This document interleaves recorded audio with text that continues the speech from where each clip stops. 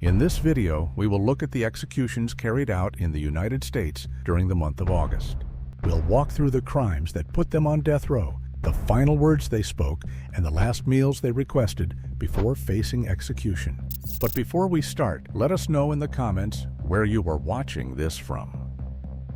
On August 5th, 2025, after spending 35 years on death row, Byron Lewis Black was executed by lethal injection in Tennessee. But what did he do to end up strapped to a gurney?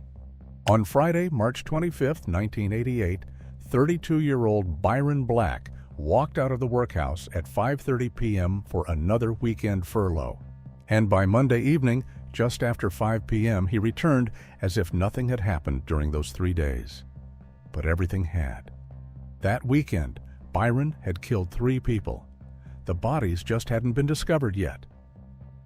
On Sunday night, 29-year-old Angela Clay had just wrapped up another long shift at the Vanderbilt Hospital, clocking out around 10 p.m. Her sister, Lynette Bell, had borrowed her car that weekend and came to pick her up as planned. But Lynette wasn't alone. Byron, her on-and-off-again boyfriend, showed up too. Together, they drove to the house of Amelia Bell, who was Angela and Lynette's mother. There, Byron dropped off Angela and her 2 daughters, 9-year-old LaToya and 6-year-old Lakeisha, and left without saying much. Angela stayed behind a little longer, chatting with her mom and sister before heading home around 11 p.m. Just before leaving, she borrowed an iron and promised to return it the next day. But that would never happen. Because sometime that night, after everyone was already sound asleep, Byron stepped through the door of the apartment where Angela lived with her 2 daughters. Inside, he found Angela lying under the covers in the master bedroom. She was curled on her side, fast asleep. She looked peaceful, but that wouldn't last long. Byron stepped closer, raised a revolver, and fired one single shot straight through the top of her head without hesitation. Angela died instantly. She never saw it coming, never even woke up. Byron turned to leave, but then he heard a sound behind him, a small rustle, almost like a gasp. It was LaToya. She had been asleep next to her mother. Maybe the noise had stirred her, or maybe it was just the wrong moment to shift in her sleep. Either way, she moved, just slightly. And that was enough. Byron turned back, lifted the gun, and pulled the trigger, hitting her straight through the chest and neck. The force shoved her sideways, jamming her between the bed and the dresser. Blood soaked through her pillow and filled her lungs. She didn't die right away. An autopsy would later confirm that her body had twitched for up to 10 minutes before she finally went still. Byron could have stopped there, but he didn't. He couldn't risk leaving a witness behind, so he turned, walked down the hall, and opened the door to Lakeisha's room. The sound of the gunshots had already woken her up, and she had gotten out of bed. But to her, he was a friendly face. And when she saw him, she probably thought everything was all right. She could have thought he would tuck her in again and maybe even read her a bedtime story. But little did she know this would be the last thing she ever saw. Because as soon as Byron stepped into her room, he raised the gun and fired 2 more shots. One bullet hit her in the chest. The other struck her near her hip. She fell, but like her sister, she didn't die instantly. She dragged herself from the bed to the floor, her small hands leaving streaks of blood down the wooden frame. Her palms smudged the floor as she tried to move, gripping at anything she could reach. She eventually collapsed beside the bed, face down on the floor. Her blood pooled around her, seeping into the carpet. And then it was quiet again. There were no more witnesses, and Byron walked out, locked the door behind him, and disappeared into the night. He looked calm, composed, and right on time to check in from furlough like nothing had happened. But this wasn't the first time Byron had shot someone. Angela Clay had been trying to move on. Her marriage to Benny Clay had ended a year earlier, but they still shared a connection, their 2 daughters, and a flicker of unfinished love. Benny had hoped they might work things out. He thought they had a chance. But there was one obstacle standing in the way: Byron Black. Angela had started seeing Byron after the separation, but it hadn't been a clean break from Benny. Some weeks she was still seeing both men. Benny didn't like it, and he made that known, but Byron wasn't backing down. He wanted Angela for himself, and he wasn't going to let her go without a fight. By December of 1986, that tension boiled over. It started with an argument, loud, heated, and deeply personal. Benny eventually turned and walked off toward his car, maybe thinking it was over. But Byron wasn't done.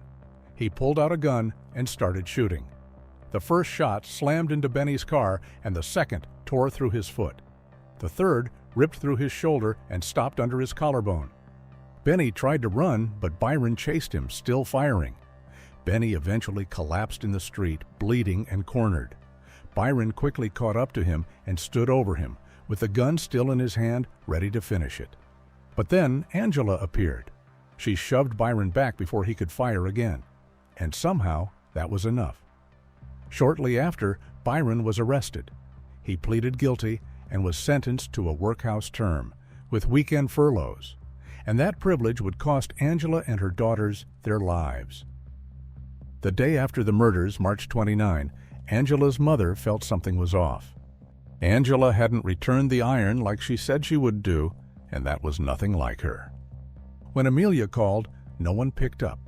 So she tried again and again, but still nothing. That's when she sent another daughter over to check on her. But she too didn't get a response. The shades were pulled down tight, and the house was quiet. Yet Angela's car was parked right out front. It just didn't feel right. That evening, Amelia and Lynette went to Angela's apartment themselves. Again they knocked, but again there was no answer.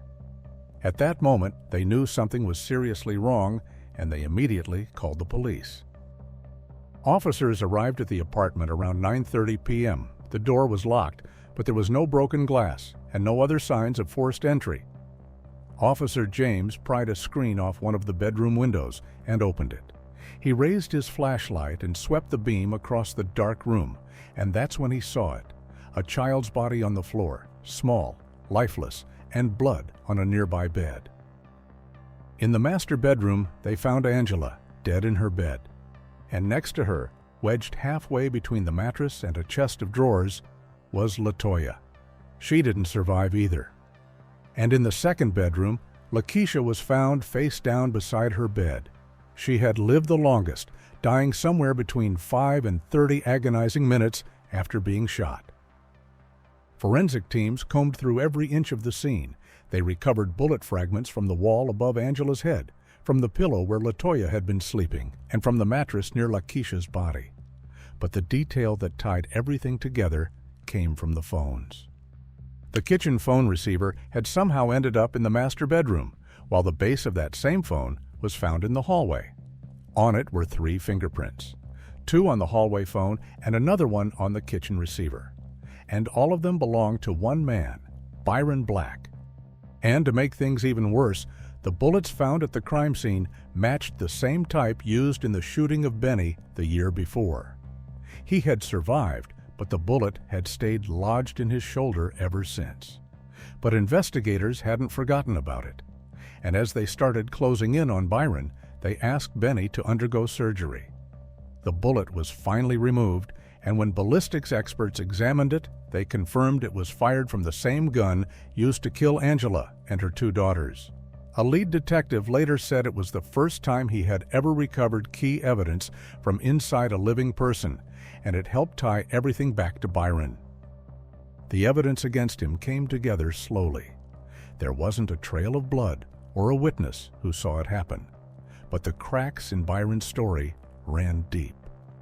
Angela's family said the relationship had been rocky from the start. Months earlier, Byron had kicked in her front door after she refused to let him inside. Angela had told friends he once said, "If I can't have you, nobody will." And the neighbors had heard it all, late-night fights, banging, shouting. And just 3 weeks before the murders, one neighbor said they saw Byron at Angela's door again, pounding on the window and threatening to break in. And just days before she was murdered, someone saw them arguing in public. So, when police found Angela and her daughters dead, they didn't need to look far. That night, detectives went to question Byron at the Metropolitan Workhouse.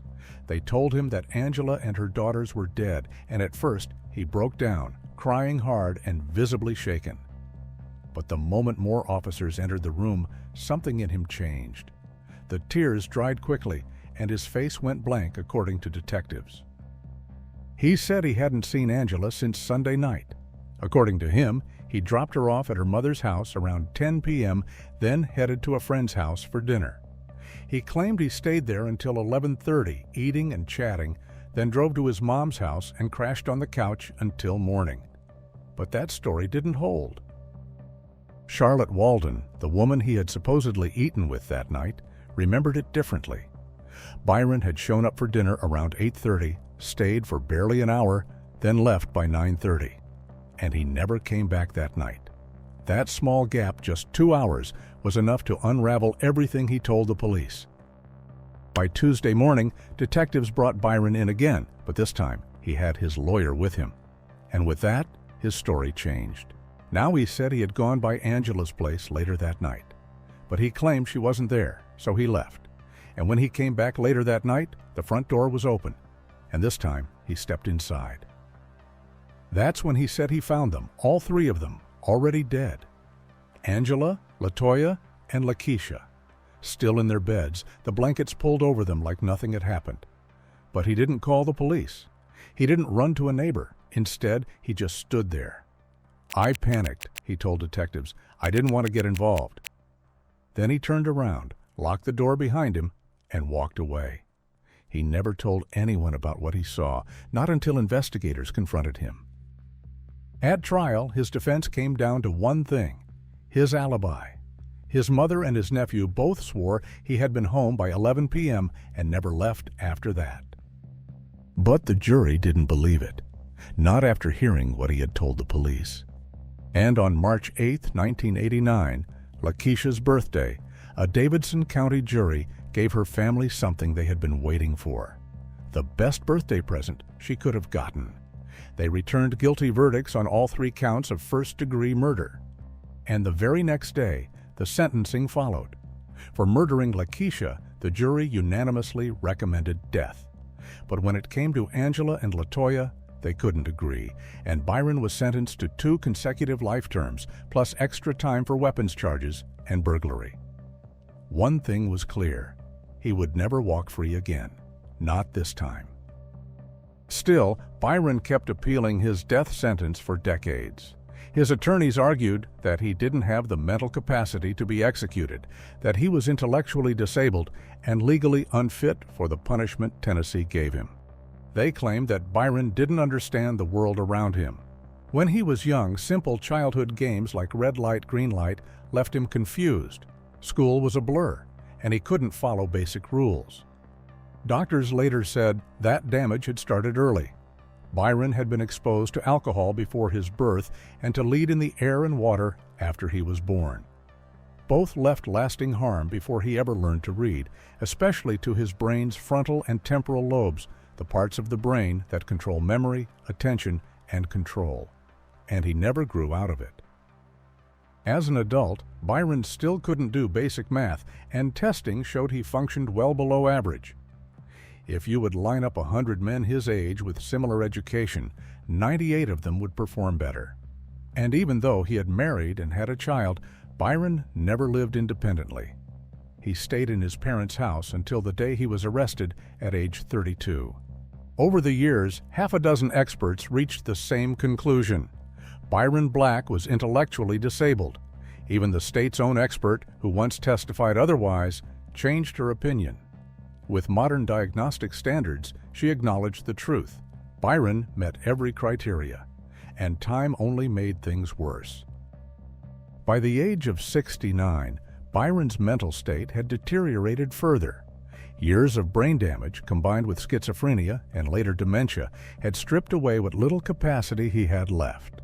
His mind had been breaking down since childhood, and what was left, doctors said, was a man whose level of functioning was so low that fewer than 1 in 10,000 people lived at that same level. When a forensic psychiatrist evaluated him for the final time, Byron couldn't even make change for a $5 bill. But to some, that wasn't something new. That was just who Byron had always been. In the end, none of that stopped the legal process. In March 2022, a judge ruled that he was still competent for execution, and in June 2023, the Tennessee Court of Criminal Appeals upheld the sentence.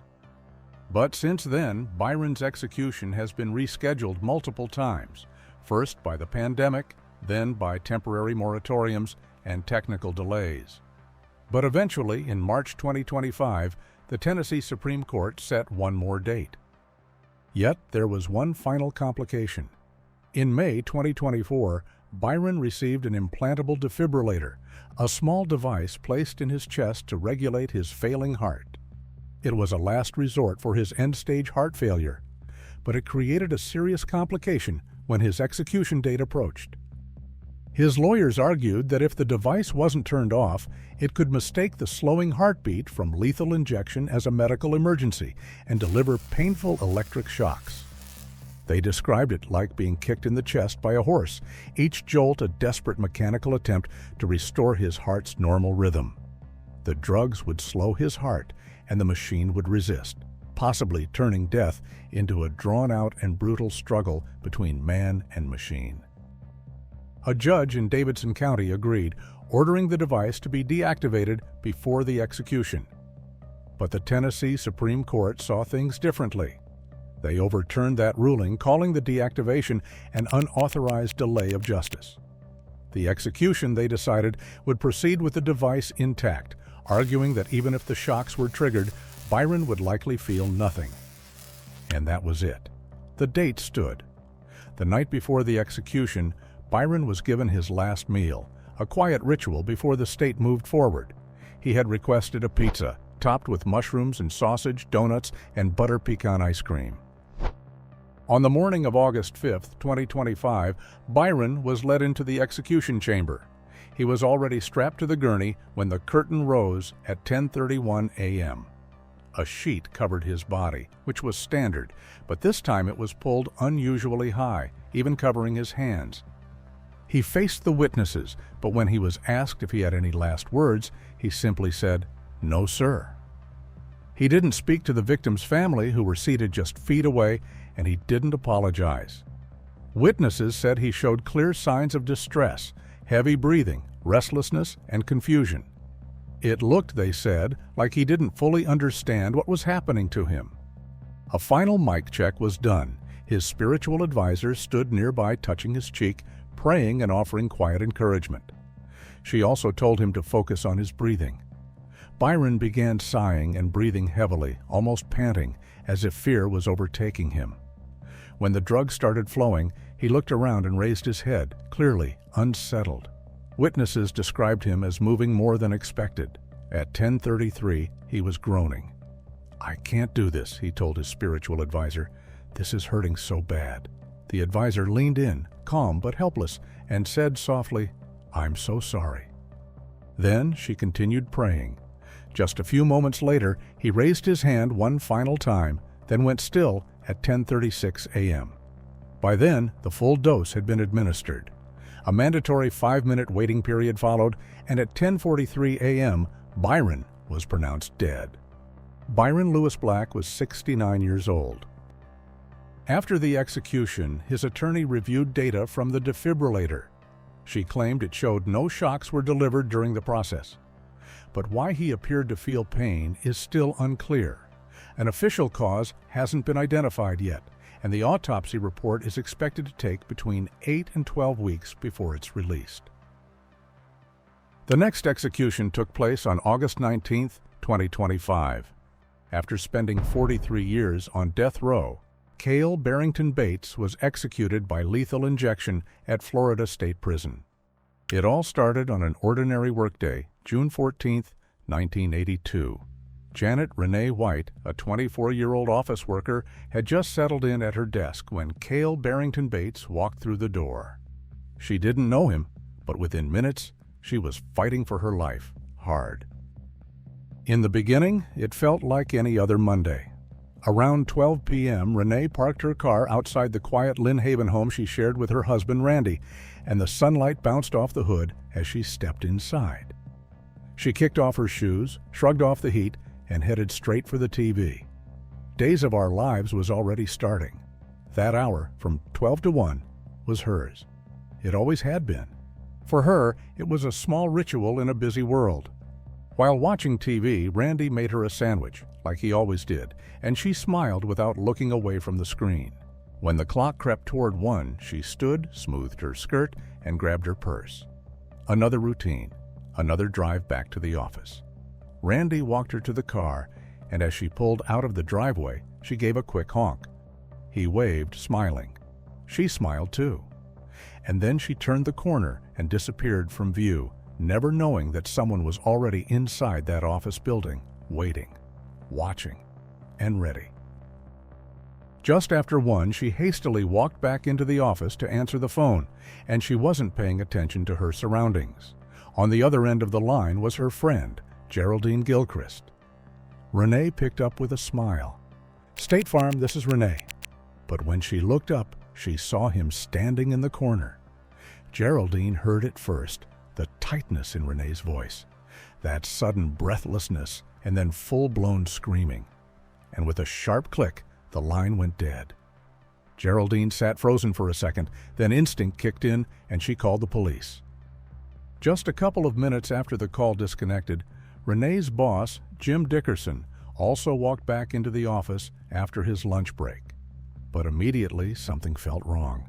The blinds in his office had been drawn closed, his calculator was unplugged, and the back door was cracked open. And the most chilling part? There was a blood trail leading outside. Renee's white car was still there, but the silence inside the office was unsettling. But Jim didn't even have time to process what was happening, because at that time, the police were already pulling up. Officers briefly looked into the office, but when they saw the mess left behind and the blood leading outside, they immediately started to search the area. And it didn't take them long to find her.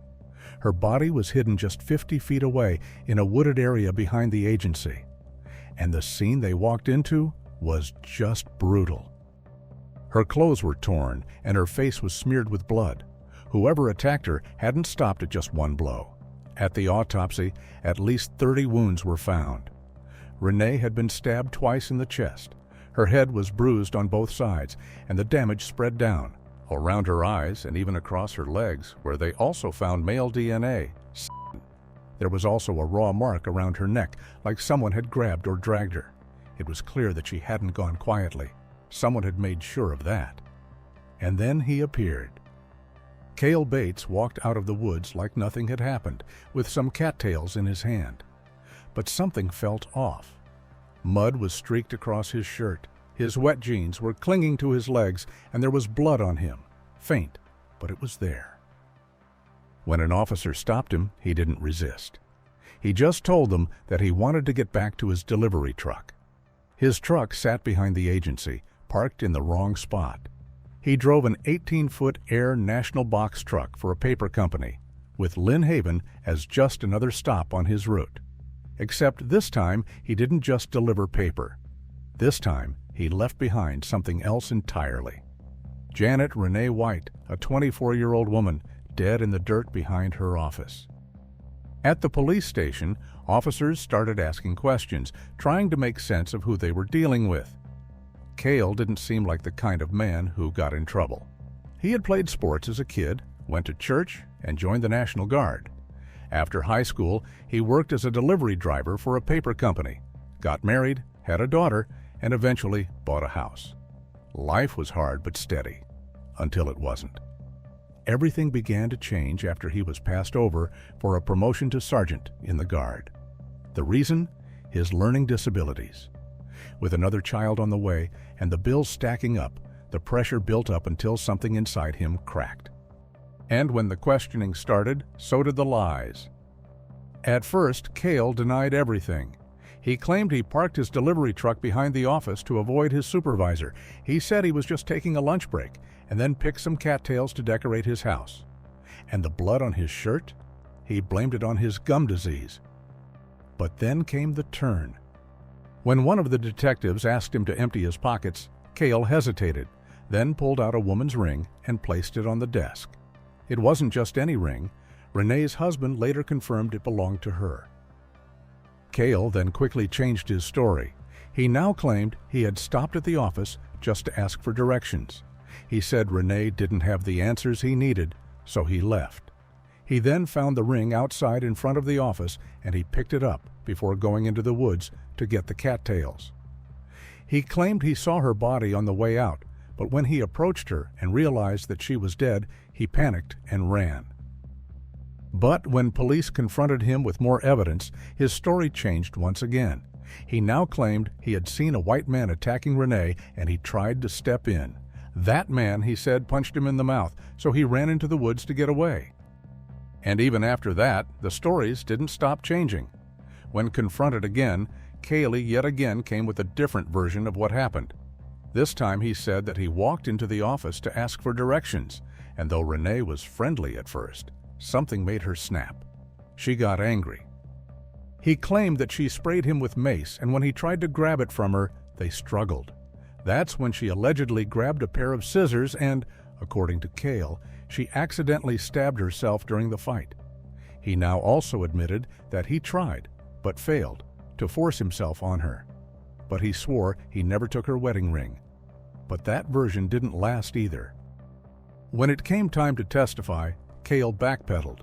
He denied making any of those earlier statements. Now he claimed he had eaten lunch, fell asleep in his truck, then woke up and returned to the office to ask to use the phone.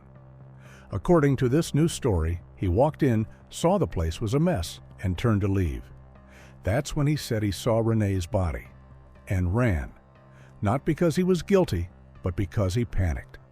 But the jury didn't buy any of it. In 1983, he was convicted of kidnapping, armed robbery, attempted sexual battery, and first-degree murder, and they recommended the worst sentence possible, death.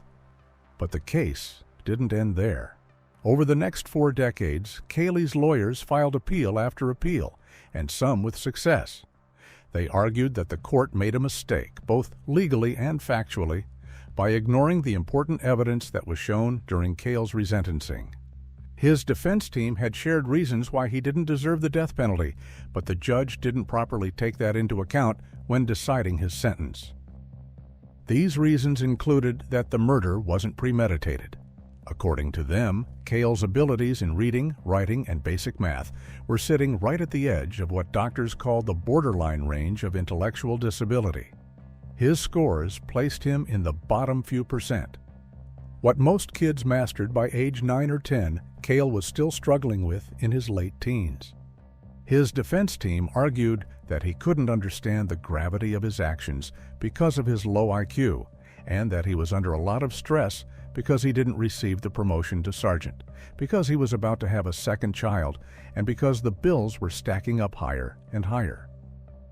However, the Florida Supreme Court upheld his conviction, but they did order a new sentencing hearing. At that second hearing, another jury listened, and another judge weighed the facts. But once again, Kayle was sentenced to death. In 1989, Florida's governor signed his death warrant for the first time, but before the execution could happen, the courts intervened again, this time ruling that his defense lawyer had done a poor job at sentencing. They decided that Kayle would get a third chance. Again, a new jury and a new sentence. But again, the outcome was the same: death. Then, decades after the trial, Kayle made a new claim. He said he had recently learned that one of the jurors might have been related to Renee. He wanted to interview that juror, hoping it might lead to a new appeal. But there was a problem. Florida law requires those requests to be made within 10 days of the verdict, unless there's a clear and timely reason for the delay.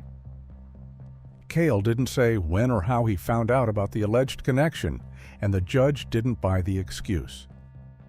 In 2024, the Florida Supreme Court weighed in again. They said Kayle hadn't proven good cause for the 40-year delay. So the verdict stood, and so did the sentence. And the next year, his final death warrant was signed. After 43 years, he finally had a date: August 19, 2025. That day, Kayle woke up at 5:15 a.m. Like many on death row, he had the option to request a final meal, something familiar, comforting, or symbolic. But Kayle declined. He didn't want anything. Instead, he sat quietly in his cell, waiting.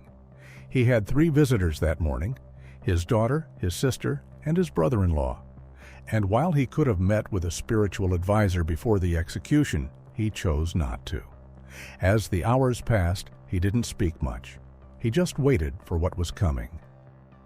By 6 p.m., he was strapped to the gurney inside the Florida State Prison.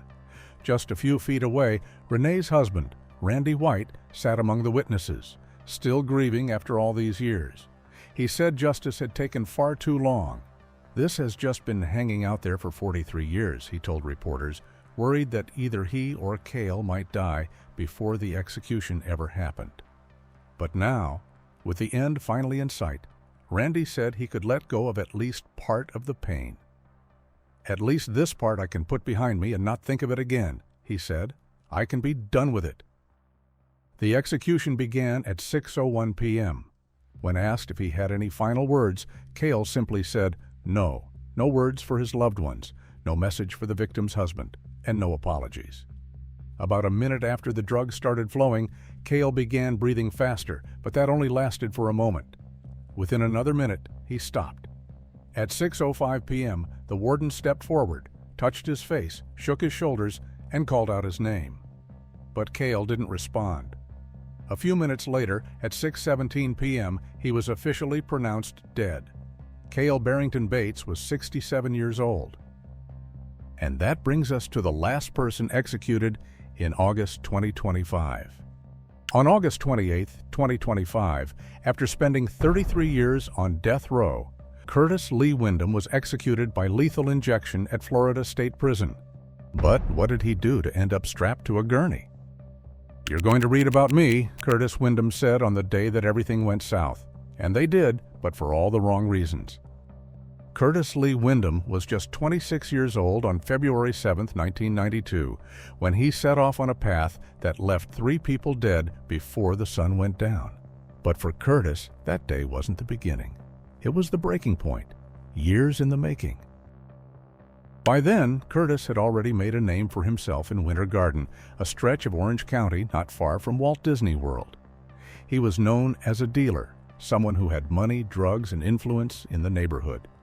But behind that swagger were grudges, jealousy, and a growing rage that would ignite in the most public way possible. At the center of it all was 27-year-old Valerie Davis, his on-again, off-again girlfriend, and the mother of their 9-month-old daughter. At the time, Valerie lived with her mother, Mary Lubin, who had been just 14 when Valerie was born. Curtis also had a best friend, 23-year-old Johnny Lee, who owed Curtis $2,000 in drug money. And worse, there were rumors swirling that Johnny was seeing Valerie behind Curtis's back. And that February morning, everything boiled over. A man named Jack Luckett told Curtis that Johnny had just walked away from the dog track with a small payout, just $114. It wasn't much, but to Curtis, it felt like a slap in the face. He lost it, looked at Jack and said, "You're going to read about me." By 11:51 a.m., Curtis had driven to Walmart, walked inside, and bought a .38 caliber handgun with 50 shells. He still had the receipt in his hand when he left the store and headed straight to where Johnny was standing outside with Jack and 2 women. Curtis slowed the car, leaned over the passenger seat, and opened fire. Johnny collapsed under the first round of bullets, but Curtis didn't stop. He got out, stood over his friend, and pulled the trigger 2 more times, finishing what he came to do in front of everyone. But this wasn't the end of it. After his best friend died in front of him, he got into his car and he drove straight to Valerie's apartment. Their relationship had always been rocky, and they recently had broken up again. When he got there, Valerie was on the phone and her friend Cassandra Hall had just arrived. According to Cassandra, Curtis walked in without a word, raised the gun, and shot Valerie twice in the chest. There was no argument and no warning. Then he just turned around and walked out of the apartment like nothing had happened. When he walked outside the apartment building, he saw Kenneth Williams standing on the street. He believed Kenneth had snitched to the police, and to Curtis, that made him the next target. He raised the gun again and shot him in the chest. Kenneth didn't die, but he was barely hanging on. Paramedics rushed him to the hospital, and he spent the next 30 days in a hospital bed fighting to stay alive. But somehow, he pulled through. But Curtis still wasn't finished. Not yet. He made his way into the alley behind Brown's bar, still carrying the same gun. There, he ran into his brother and some friends. They had heard about the shootings and tried to wrestle the weapon away from him. But Curtis wouldn't let go, not of the gun and not of the rage. Meanwhile, word of Valerie's shooting had reached her mother. Mary jumped into her car and sped toward the apartment, desperate to find out if her daughter was still alive. But fate had other plans. At a stop sign just blocks away, she crossed paths with Curtis. He walked straight up to her car window and shot her twice, killing her instantly. And just like that, 3 lives were taken. Johnny Lee, Valerie Davis, and Mary Lubin were all gone within hours. And there were witnesses everywhere. The police caught up with Curtis later that same day and arrested him. The spree was over, but 3 families would never be the same. At his trial in November 1992, the jury didn't hesitate. After hearing the details of Curtis's killing spree, they came back with a unanimous recommendation: death. And a couple of days later, the judge followed their lead, handing him 1 death sentence for each of his victims and adding another 22 years for the attempted murder of Kenneth Williams. In the sentencing order, the judge laid out why the death penalty fit. According to her, 2 aggravating factors stood out. First, Curtis had already been convicted of another violent felony, proof, the court said, that this was not a one-time explosion of violence, but part of a larger pattern. And second, the killings were cold, calculated, and premeditated. Curtis hadn't acted in panic. He had hunted, aimed, and executed his plan in broad daylight. But the court also noted reasons to spare his life.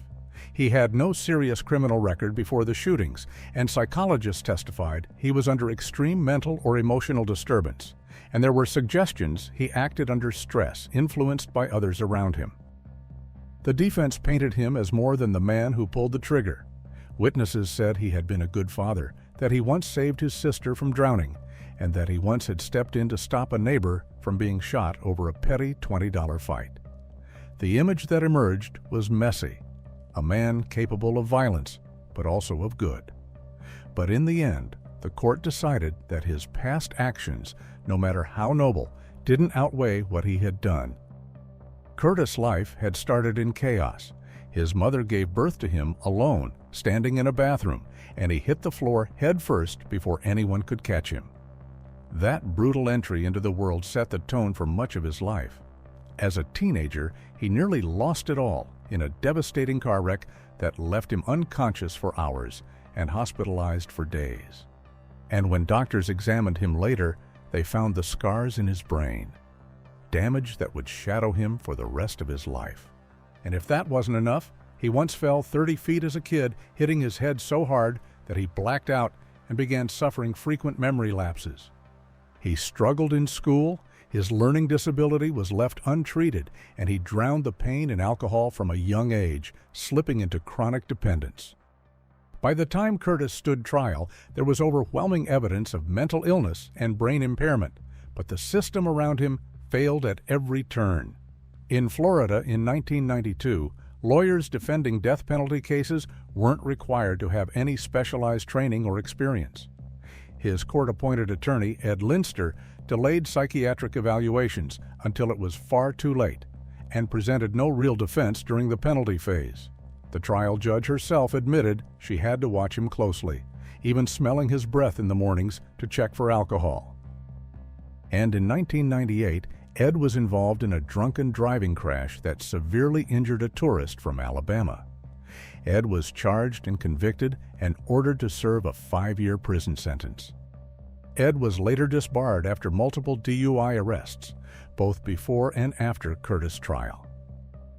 Curtis then decided to use that opportunity to file an appeal for a new trial, stating that his lawyer was drunk the entire time that he was representing him in court.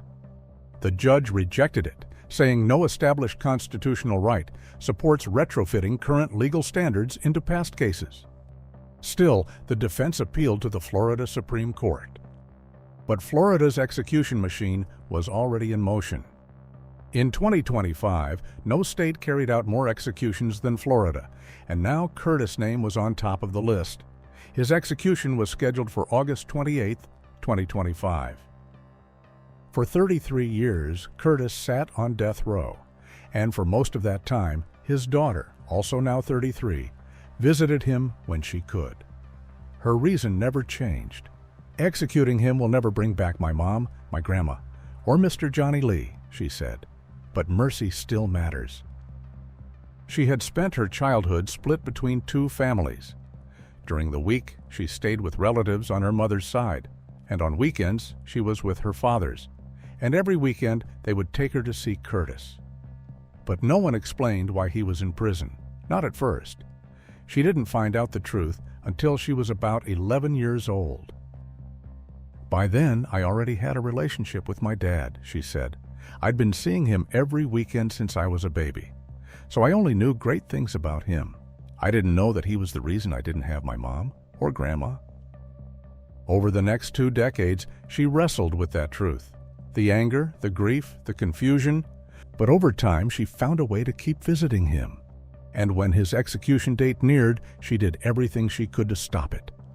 Forgiveness comes with time, and 33 years is a long time.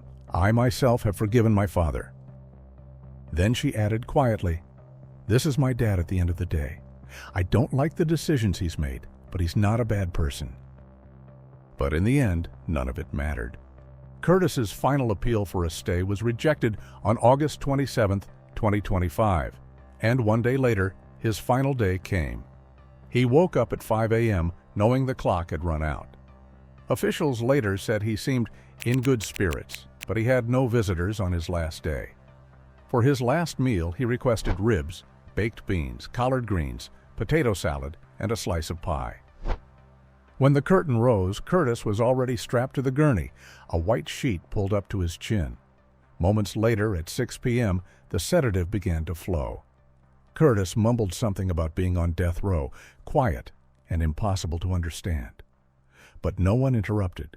He took a long, deliberate breath, then another. His chest rose and fell. His legs twitched several times, and then he went still. At 6:17 p.m., he was pronounced dead. Curtis Windom was 59 years old. He was the 30th inmate executed this year in the United States. That concludes all executions carried out in August 2025. If you liked this video, make sure to check out the next one, because just when you thought it couldn't get worse, well, it can. And the next cases are even more disturbing.